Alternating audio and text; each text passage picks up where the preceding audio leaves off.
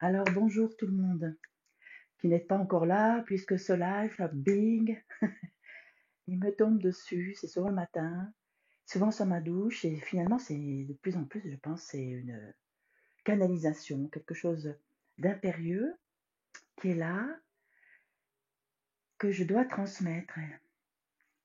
Et notamment ce matin, c'est la tristesse de la séparation. La tristesse de la séparation. Alors certainement parce que j'ai lancé un petit rituel qui aura lieu lundi prochain sur le deuil des fausses couches, des bébés perdus. Et en même temps, ce matin, c'est aussi la météo qui est très maussade, alors que nous aurions peut-être besoin de soleil. Moi, j'ai l'habitude de vivre avec du ciel bleu dans le sud, donc ici, quand il fait gris, c'est toujours plus difficile, alors que ma famille du Nord se fiche un peu de la météo. Et la tristesse de la séparation, c'est parce que, voilà, je vois Nicole qui est là. Donc, les premières qui se connectent, si vous pouvez me laisser un petit message, par exemple d'où vous venez, qu'est-ce qui vous amène à être là, ça me permet de savoir si le chat marche parce que c'est devenu un petit peu compliqué. Donc avec un petit coucou, un petit message, je suis à tel endroit, je suis à tel endroit, ça m'aide juste à savoir si ça fonctionne au niveau du chat. L'idée étant vraiment de pouvoir converser. La tristesse de la séparation. C'est de plus en plus... ce matin, c'était très très fort. Cette séparation que je sens, notamment avec la crise sanitaire, et de plus en plus, de façon très très proche, des amis, de la famille, nous nous posons la question. Voilà, faites-moi un petit commentaire que je sache inviter cette personne à écrire. Voilà. Si vous écrivez, je peux savoir si nous discutons et si le chat marche. Catherine ou Annick, n'hésitez pas à mettre un petit message. Ou bien bonjour aussi à Nicole pour savoir si ça fonctionne. Voilà, ça fonctionne. Fabienne, coucou Anne, je ne vois rien. L'image est complètement brouillée. Alors, est-ce que l'image est brouillée pour tout le monde? Confirmez-moi que l'image est brouillée. Est-ce qu'elle est brouillée pour tout le monde? Sinon, je réactive. Je sors du lien. Est-ce que ça va pour celles qui me voient? Evelyne, est-ce que ça marche l'image pour tout le monde? Est-ce que ça marche le son pour tout le monde? Sinon, ça ne sert à rien que je, que je converse avec moi-même. C'est pas le but en tout cas. L'image est parfaite. OK. Et le son est parfait. C'est bon. Voilà. Oui, donc ce matin, je me réveille avec cette tristesse plus profonde. Je ne sais pas pourquoi ce matin. Je pense que c'est lié au ce rituel de libération des petites âmes que je lance pour très, très bientôt, pour lundi prochain. Mais c'est pas le sujet là. De plus en plus, avec les amis, la famille, nous nous rencontrons et il y a cette question qui est posée ou qui est dite. Ah ben moi, je suis vaccinée. Est-ce que tu es vacciné? Et bien sûr, le sujet, c'est pas du tout de prendre parti. Je m'efforce de ne prendre aucun parti depuis le début de cette crise, tout simplement parce que j'ai une conviction intime profonde qui est vraiment la mienne, hein, qui est basée sur des ressentis, sur des intuitions. Il y a tellement d'informations contraires. Il y a il y a cette polémique, il y a comment on appelle ça, les alerteurs, il y a ceux qui disent si, c'est la médecine qui a raison, il y a ceux qui... Enfin bref, il y a des points de vue très intéressants de partout, difficilement une information scientifique cohérente, donc je crois que chacun fait de son mieux dans tout ce bazar. Et sauf que la séparation commence. T'es vacciné, t'es pas vacciné, et puis la personne qui va répondre je suis vacciné, intérieurement, elle se dit: «Mais pourquoi toi t'es pas vacciné?» ou bien: «Est-ce que j'ai bien fait?» Parce que finalement, on se pose la question de la deuxième injection et puis, «Beh oui, mais toi t'es pas vacciné, alors, si tu pas vacciné, tu participes pas et si tu es vacciné» et cetera et cetera et ça crée, entre des gens qui s'aiment, entre des gens très, très proches, paf, une séparation. Et c'est là que ma tristesse est, parce que, quoi qu'il en soit, chaque personne, le médecin pro-vaccin, le médecin pas pro-vaccin, euh, la personne qui dit on ne devrait pas faire comme ci, on devrait faire comme ça, tous les points de vue sont des points de vue que chacun se fait pour supporter la situation. Et c'est d'avoir un point de vue que l'autre a tort ou que l'autre a raison qui crée la séparation. Voilà, ça c'est OK. Posez-moi vos questions.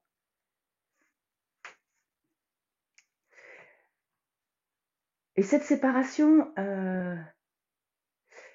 donc je la sens, cette crise sanitaire, c'est comme si elle nous obligeait peut-être à rassembler,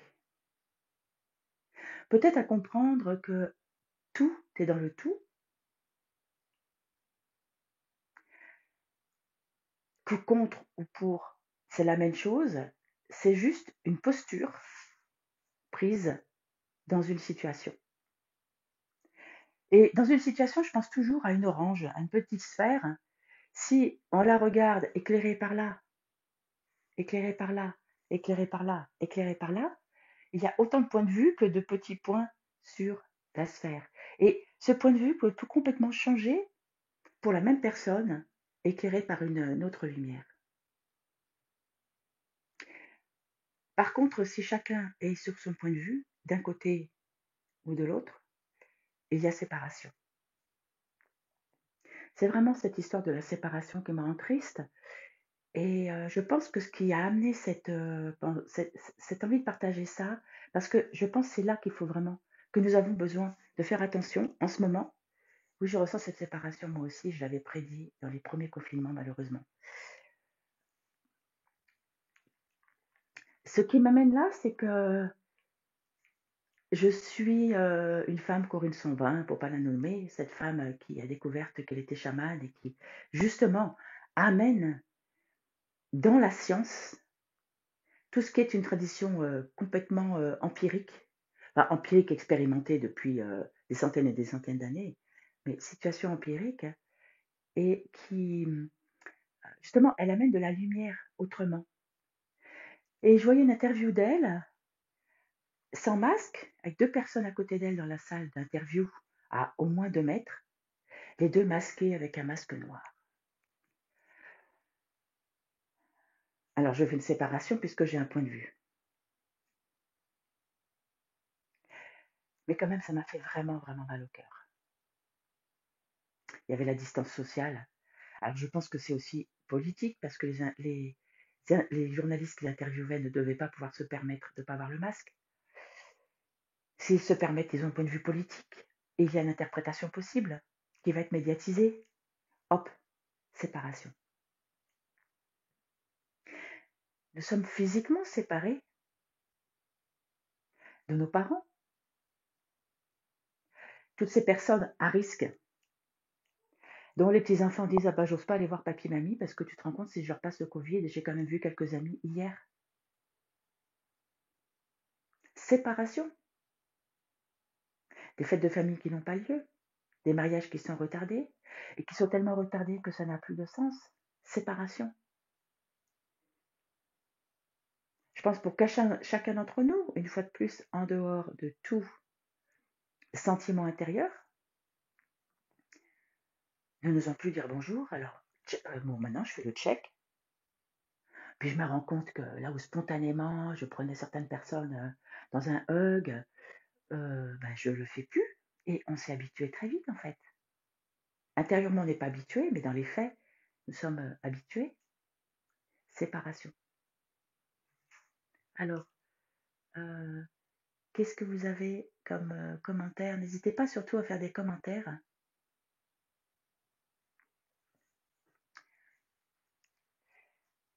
Et ce qui m'amène aussi à cette... donc, j'invite les personnes dans un rituel de libération des petites âmes. Je vous raconte dans une vidéo, je vous la pointerai sur YouTube. Je mettrai en lien. des vidéos, qu'est-ce qui m'a amené à savoir faire en quelque sorte cette libération des petites âmes? Mais en tout cas, depuis très très très jeune, j'ai bien vu que les femmes qui avaient fait des fausses couches, ou même des avortements, puis bien sûr la mort d'enfants encore plus, pleurent encore ces avortements et ces fausses couches 30 ans après. Les larmes sont là.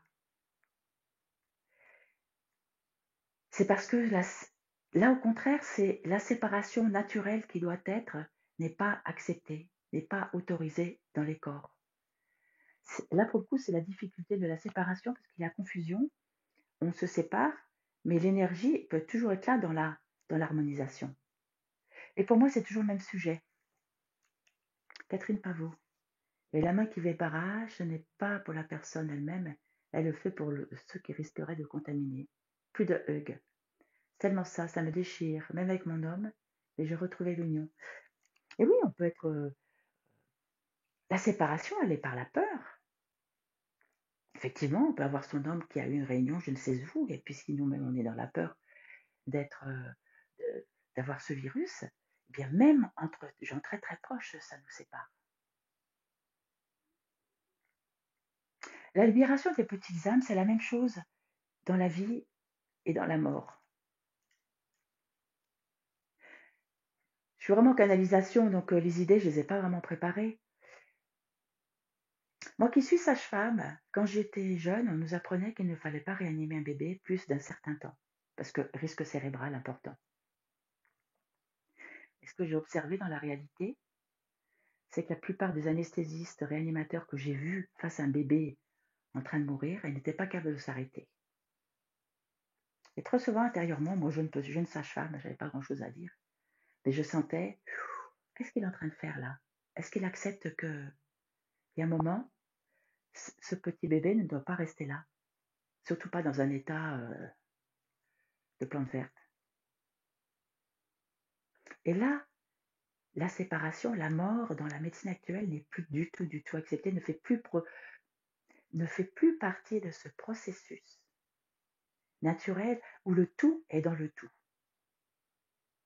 Un bébé dans le ventre de sa mère, il est en amnios, il est en placenta. Il n'est pas différencié ni du liquide amniotique, ni des membranes, ni de l'utérus, ni de l'amnios, sans savoir qu'il a une mère, sans savoir qu'il a un père, il est un être juste de perception, il est dans une autre planète. Donc la naissance est transformation en se séparant de la matrice. Sauf qu'il est encore dans ce tout. C'est une continuité. Et la mort, c'est une séparation, une transformation encore du tout, certainement. D'ailleurs, il y a des peuples ancestraux qui savent laisser leurs vieux sur la banquise pour les Inuits, euh, avec des hallucinogènes et les fourmis, le corps plein de miel et les fourmis, parce qu'à un moment, ces tribus-là, ça veut dire l'incarnation n'est plus juste pour cette personne-là, des rituels pour accompagner la séparation, dire au revoir, tu es encore avec nous, et tu peux continuer ton chemin d'âme, libération de l'âme, aider l'âme à se transformer ailleurs. Je vois qu'il y a des commentaires. C'est ce qui est arrivé à ma fille. Alors donc Catherine, je ne sais pas de quoi tu parles, ce qui est arrivé à ta fille, peut-être une fausse couche ou et même les avortements, c'est peut-être une petite âme qui juste avait besoin de passer quelques temps, quelques milliers d'années. C'est ce qui se joue au niveau de la cellule, de la phylogénèse à l'autogénèse. C'est juste la première cellule qui est apparue sur Terre et qui va faire un chemin de transformation qui arrive aux êtres humains que nous sommes maintenant.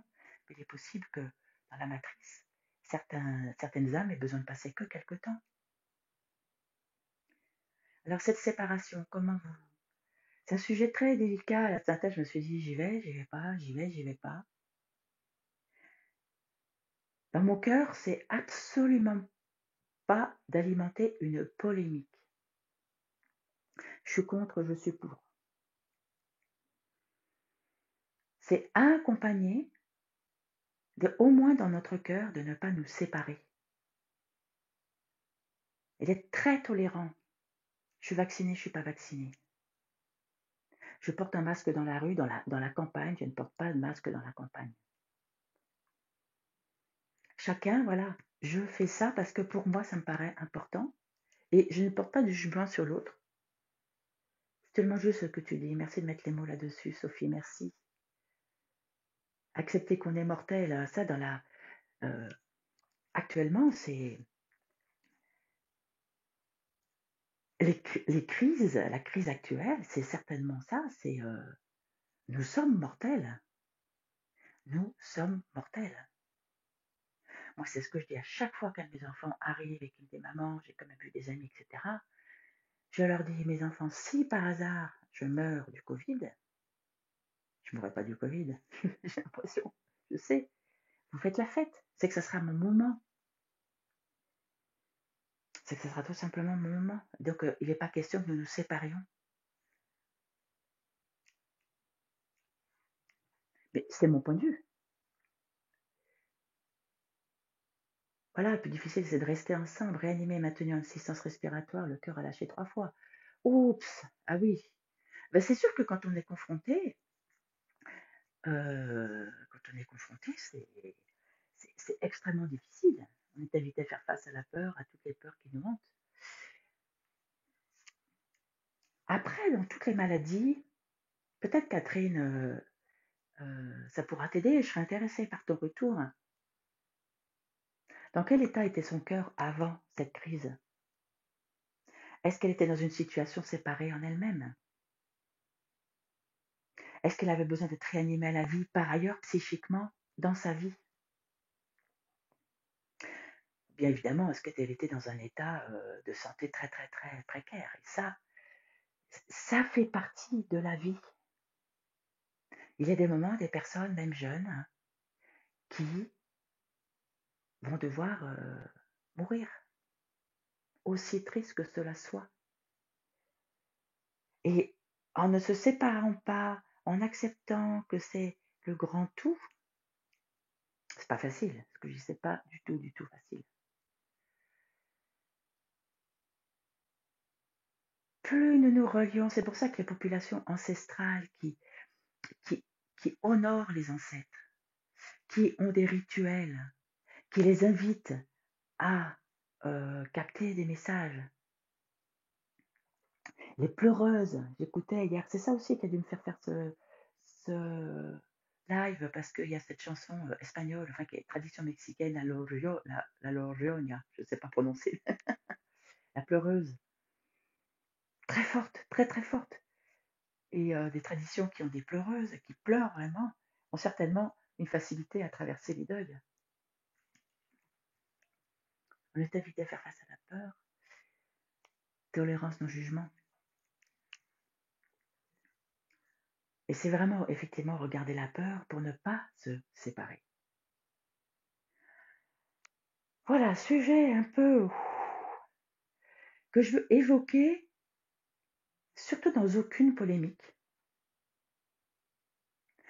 Moi, depuis le début, j'ai des intuitions très fortes.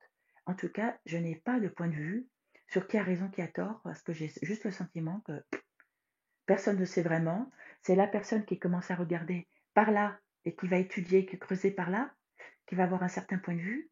Puis l'autre qui va regarder, étudier de ce point de vue-là, va creuser.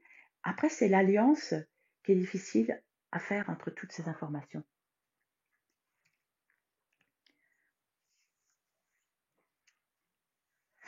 Voilà, alors, quoi qu'il en soit, je vais vous mettre le lien pour ce rituel que j'ai fait à très très petit prix.